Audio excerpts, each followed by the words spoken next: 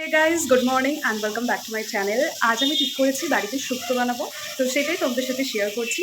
আর একটা কথা বলে রাখি, আমি কিন্তু ভিডিও করার জন্য শুক্তো বানাচ্ছি না, শুক্তো বানাবো এই কারণেই তোমাদের সাথে শেয়ার করছি।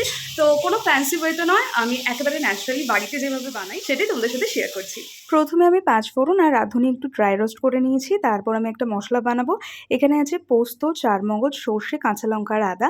অনেকেই হয়তো বলবে শুক্তোতে ঝাল কেন, আসলে যারা রান্না করে তাদের নিজস্ব কিছু একটা টাচ তো রান্নায় কম বেশি থাকে।